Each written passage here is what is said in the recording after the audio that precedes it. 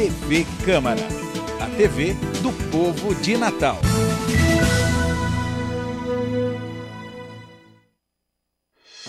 Tela de Justiça. Fique em dia com os assuntos jurídicos. Olá, estamos de volta com Tela de Justiça na sua TV Câmara Natal, trazendo as principais notícias jurídicas e entrevistas com aqueles que são destaques na área. No programa de hoje, o meu entrevistado é o ministro do Superior Tribunal de Justiça, Luiz Alberto Gugel de Faria. No ar, Tela de Justiça. Tela de Justiça. Fique em dia com os assuntos jurídicos. O juiz Cleófas Coelho foi eleito presidente da Associação dos Magistrados do Rio Grande do Norte para o triênio 2015-2017. A eleição ocorreu em chapa única, que foi referendada por 180 votos dos magistrados. Cleófas Coelho já fazia parte da atual diretoria da Marne. Ele é juiz de direito desde o ano de 2000 e jurisdiciona a 9ª Vara Cível de Natal. A posse da futura diretoria acontece no dia 30 de março, às 19 horas, no Hotel Majestic, em Natal. A posse do desembargador federal potiguar Marcelo Navarro na presidência do Tribunal Regional Federal da 5ª Região acontecerá dia 8 de abril, às 17 horas, no pleno do TRF-5 em Recife. O futuro presidente visitou os representantes de diversas instituições do Rio Grande do Norte para entregar o convite de sua posse. Marcelo Navarro também visitou o presidente da Câmara Municipal de Natal, o vereador Franklin Capistrano. Veja a matéria produzida pela TV Câmara. A visita aconteceu no gabinete da presidência da Câmara. O desembargador federal Marcelo Navarro, que tomará posse como presidente do Tribunal Regional Federal da 5ª Região, no próximo dia 8 de abril, conversou sobre os planos com o presidente da Câmara, Franklin Capistrano. A ideia é aproximar ainda mais as duas instituições. Na realidade, essa diferença entre órgãos federais, estaduais e municipais, ela corresponde para o cidadão a uma mera divisão de competências, porque o serviço público é um só, a justiça é uma só, e o que o cidadão quer é eficiência dos órgãos públicos, e para que eles sejam eficientes, eles precisam se relacionar, é preciso deixar de haver ilhas no serviço público, é preciso que os órgãos se comuniquem, que os órgãos se relacionem bem, que haja facilidade nessa comunicação, e nós estamos aqui para isso. O presidente Franklin Capistrano agradeceu a visita, parabenizou o desembargador antecipadamente e concordou com a manutenção do diálogo. Sem o diálogo, sem a conversa, sem o entendimento, nós não podemos chegar a lugar nenhum. As instituições existem, mas as instituições não são ilhas isoladas. As instituições necessitam, né, de um intercâmbio, de uma interação para que possa agir no âmbito de suas abrangências. E essa ação das instituições em relação ao entendimento com outras instituições vai valorizar o trabalho de cada uma, vai agilizar o trabalho de cada uma e vai dar mais espaços a todos. A advogada potiguar Lúcia Jales encabeça a lista tríplice para a vaga de desembargador federal do TRF-5 destinada ao 5º Constitucional. Lúcia Jales obteve 12 votos. O candidato do Ceará, Cid Marconi, teve 10 votos. Em terceiro lugar ficou Aquiles Bezerra, de Pernambuco, com 9 votos. A advogada potiguar levou uma grande vantagem frente aos demais candidatos por ser a única mulher a integrar a lista sextupla, uma vez que a vaga em disputa pertencia à única mulher do TRF-5, a desembargadora federal Margarida Cantarelli, que se aposentou no ano passado. A lista segue agora para a escolha da presidente Dilma Rousseff. Os juizados especiais do Rio Grande do Norte têm um novo coordenador. O juiz Paulo Maia tem a missão de administrar as unidades dos juizados, responsáveis por inúmeros casos que tramitam na Justiça Estadual pelos próximos 2 anos. Paulo Maia substitui a juíza Sulamita Pacheco na função. Além de Paulo Maia, também vão atuar na coordenação dos juizados especiais cíveis, criminais e da Fazenda Pública do Estado do Rio Grande do Norte, os juízes Otto Bismarck Nobre e João Afonso Moraes. Em Natal, para participar de uma homenagem da Justiça Federal, o ministro do Superior Tribunal de Justiça, o potiguar Luiz Alberto Gugel de Faria, é o meu entrevistado de hoje. Ministro Luiz Alberto Gugel de Faria, seja bem-vindo ao Tela de Justiça. Olá, João. Satisfação muito grande estar de volta à minha terra e estar podendo participar aqui desse programa do Tela de Justiça. A satisfação é nossa em recebê-lo aqui no nosso programa. Ministro, o senhor assumiu a função no STJ em setembro do ano passado. Como é que têm sido as atividades que o senhor está desenvolvendo na Corte? Veja, João, eu estou há 6 meses no Superior Tribunal de Justiça e estou trabalhando na 5ª turma, participando, portanto, da 3ª sessão, que é a sessão especializada no julgamento de feitos criminais. Então, para mim, tem sido um desafio muito grande, porque, na realidade, eu sempre tive atividade jurisdicional no âmbito criminal. Lá no Tribunal Regional Federal da 5ª Região, a nossa turma também julgava feitos criminais. Mas, na verdade, a competência no âmbito federal, na área criminal, é uma competência mais restrita.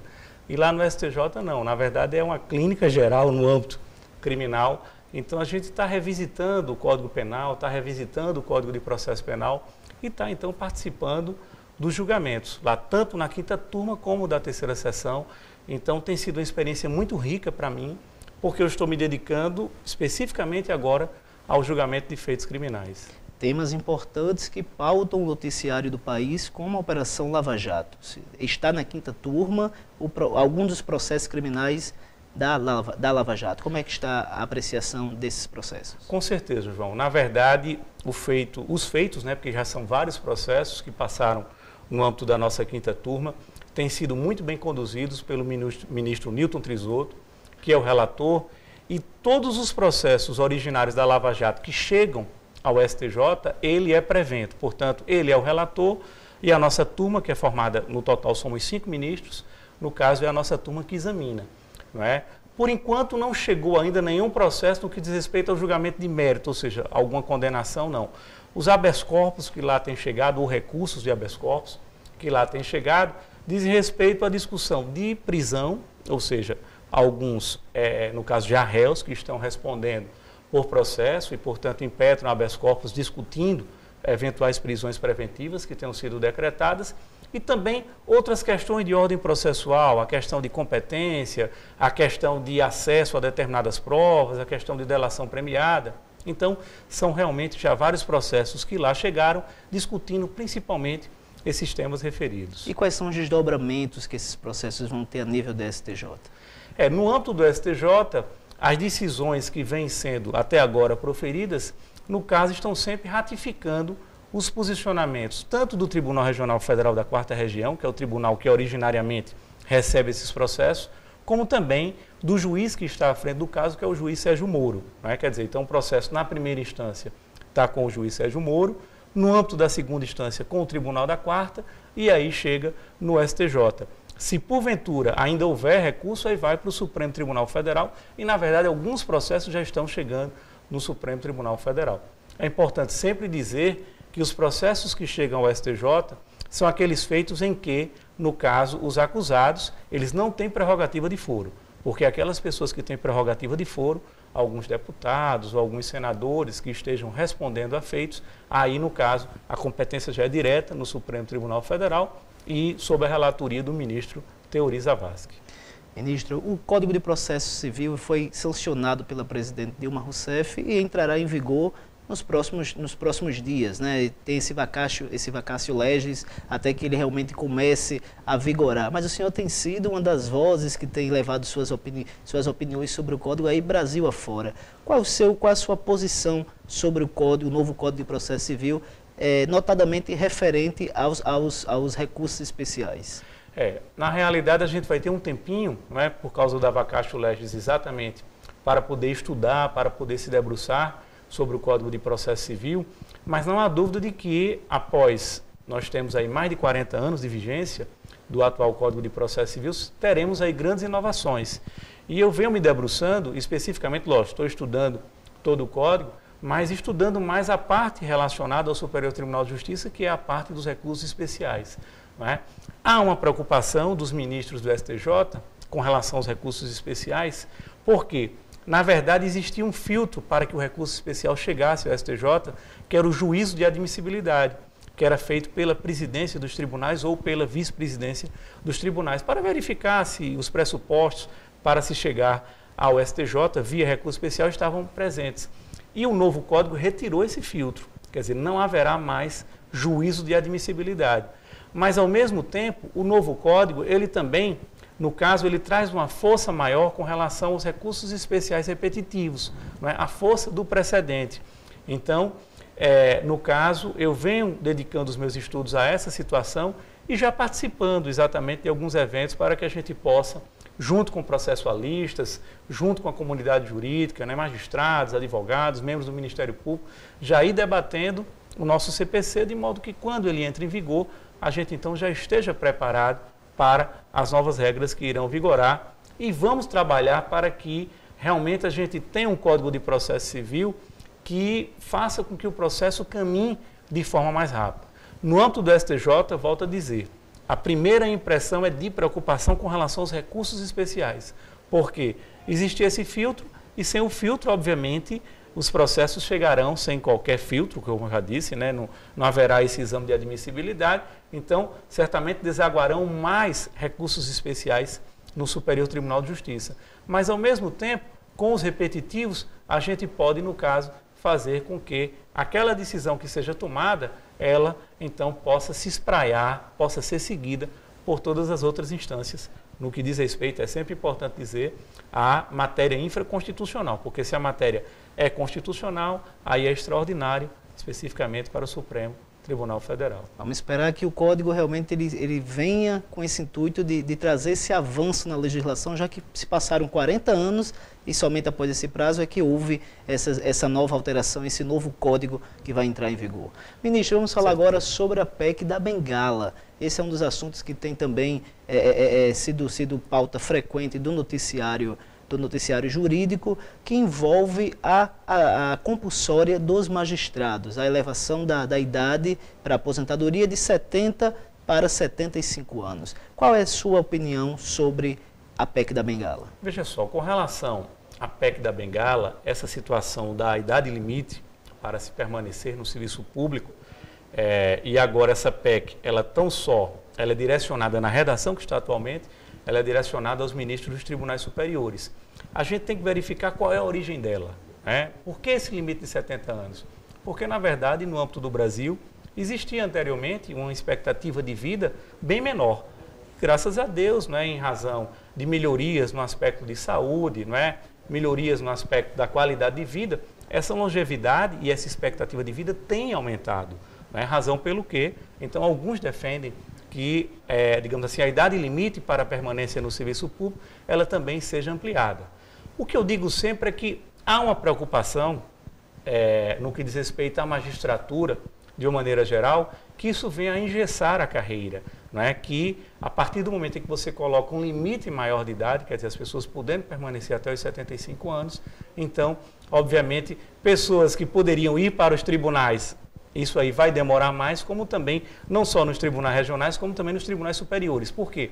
A redação atual da PEC da Bengala é que isso só, de imediato, só vem a valer para os tribunais superiores. Mas via lei complementar poderá também ser estendido aos tribunais regionais. Então, nós temos aí duas situações. Uma maior longevidade que justifica, na realidade, digamos assim, esse aumento da idade limite para sair, e nós temos também a preocupação do judiciário como um todo de engessar.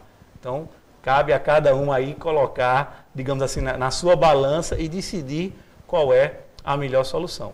Eu confesso que a minha posição pessoal seria pela manutenção da idade limite dos 70 anos. É uma posição pessoal, volto a dizer. Mas a expectativa de vida aí realmente é um fator que não se pode deixar de ser ponderado, e sabemos que, efetivamente, às vezes perdemos no âmbito daquela unidade jurisdicional, pessoas que saem aos 70 anos com plena capacidade de continuar contribuindo. Só para dar dois exemplos no âmbito do meu Tribunal Regional Federal da 5ª Região, que eu sempre digo o meu tribunal, porque eu me sinto ainda daquela casa, saí há pouco tempo.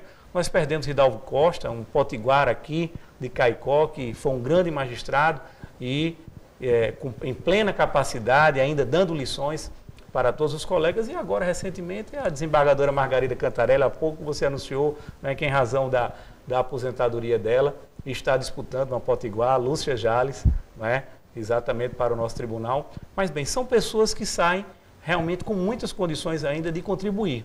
Mas há a preocupação também de engessar. Cabe, então, a cada um, digamos assim, da área jurídica, a cada cidadão examinar qual seria o melhor, e o Congresso, me parece que vem, já são 3, no caso, foi aprovado já nas 2 vezes no Senado e está na Câmara, já foi aprovado uma vez, me parece que o Congresso vem se preparando para aprovar realmente a PEC da Bengala. Essa sua opinião é muito coerente e deixa esse questionamento. Será que aos 70 anos o magistrado ele já não cumpriu toda a sua atividade, ele já contribuiu da forma como ele poderia contribuir? E com mais 5 anos, será que vai fazer a diferença? É a hora da oxigenação, do fôlego novo dentro dos tribunais. Ministro, nós vamos agora a um rápido intervalo e voltamos em seguida. No próximo bloco, eu continuo conversando com o ministro do STJ, Luiz Alberto Gugel de Faria. Você vai saber mais sobre a trajetória, sobre a carreira do ministro Potiguar. Tela de Justiça. Colocar o lixo no lugar certo não é só uma questão de hábito, é também uma questão de educação. Jogue limpo com a sua cidade. Colocando o lixo no lugar adequado, a cidade fica mais bonita e todos ganham. O meio ambiente, a sua saúde e a qualidade de vida de todos. Povo limpo é povo educado. Jogue limpo. Jogue o lixo no lugar certo. Câmara Municipal de Natal. A Casa do Povo, a sua casa. TV Câmara, a TV do povo de Natal.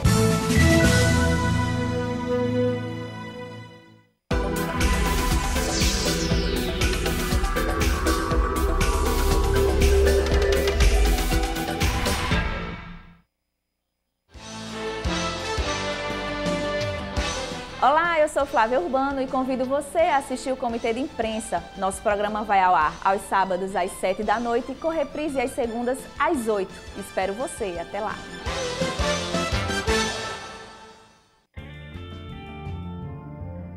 Desculpe, mas o cachorro não pode entrar.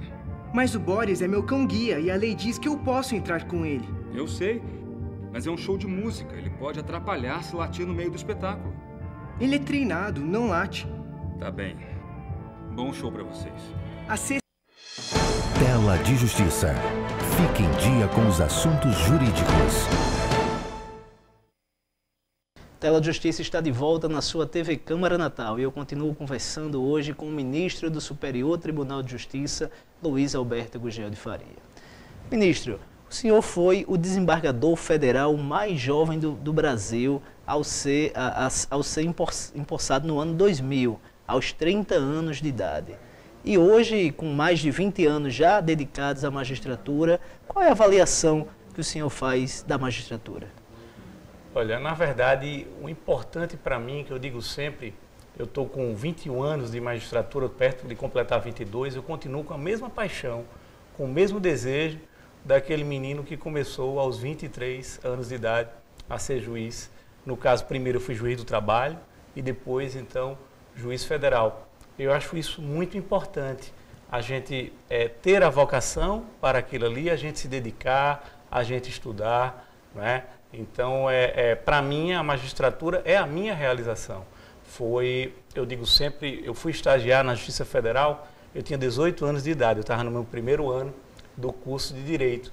E ali, realmente, eu me encantei com o trabalho que era produzido, os magistrados que ali estavam, o desembargador, na verdade, juiz federal à época, Araquém Mariz, o juiz José Delgado, são sinônimos de Justiça Federal. Quando se lembra de Justiça Federal, se lembra logo desses dois magistrados. Eu via a seriedade, o trabalho, a dedicação deles e via também dos servidores essa mesma dedicação.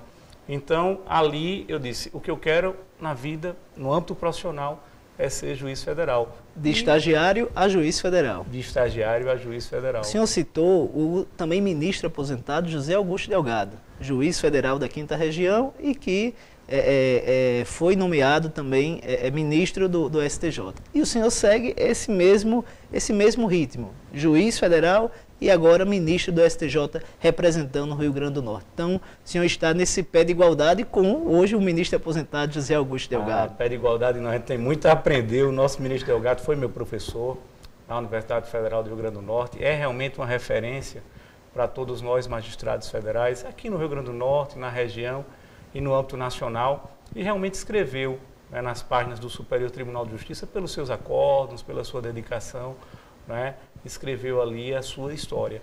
Então, é um modelo para todos nós. O sonho de ser juiz vive no imaginário de muitos jovens que hoje estão se dedicando a estudar para ingressar na magistratura. Qual o conselho que o senhor deixa para quem está nos assistindo e tem esse sonho de ingressar na magistratura? Na realidade, o conselho de muito estudo, né? Então, estudo e também procurar sempre, no caso, pautar a sua vida pela ética, pela correção.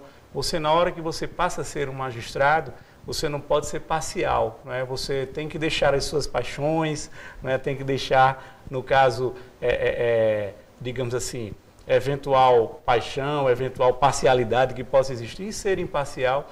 E para alcançar a magistratura, o segredo é esse, é muito estudo, muita dedicação, procurar fazer um bom curso desde os primeiros dias. Porque às vezes a gente diz, essa cadeira aqui que eu estou começando é uma cadeira de filosofia, é uma cadeira de introdução, é uma cadeira que às vezes não são tão apaixonantes como aquelas que depois, a partir do segundo ano do curso, elas vêm, digamos assim, a ter uma prática maior, no direito penal, né, o direito civil, o direito tributário, o administrativo. Mas bem, quando a gente começa a se dedicar desde o início do curso, né, com certeza a gente vai abraçar, seja a magistratura, seja qualquer outra, porque no direito, né, o universo realmente é muito amplo. Nós temos o Ministério Público, nós temos a advocacia pública, nós temos a advocacia privada, né? Então, mesmo aqueles que, na verdade, depois não se dedicam à área jurídica, mas quem termina o curso de Direito sempre tem, digamos assim, uma bagagem importantíssima para qualquer área que ele venha a se dedicar. Então, o segredo, eu acho que é a gente procurar realizar um bom curso. E é isso que também, no âmbito das minhas aulas, eu sou professor aqui da nossa Universidade Federal do Rio Grande do Norte, eu procuro passar para os meus alunos. A gente fazendo um bom curso, a gente estudando, né, a gente se preparando, a gente consegue realmente ter uma boa carreira no sistema do judiciário, seja magistratura, seja qualquer uma dessas outras já mencionadas. Hoje o senhor tem residência em Brasília devido às atividades que desempenha lá no STJ e está de volta à sua cidade, à nossa cidade, para ser homenageado pela Justiça Federal do Rio Grande do Norte. Como é que o senhor recebe essa homenagem da Justiça Federal?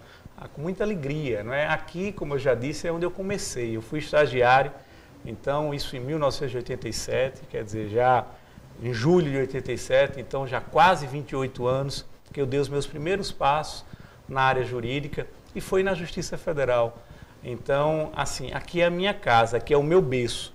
Então eu digo que tudo que depois veio, comecei estagiário, depois fui servidor também na Justiça Federal, depois magistrado, depois desembargador, depois ministro, quer dizer, fui galgando ao longo desses mais de 20 anos, né? Se eu contar o tempo de estagiário, eu fui magistrado 21 anos, mas se eu contar o tempo de estagiário, já quase 28 anos, fui galgando os mais diversos degraus, né?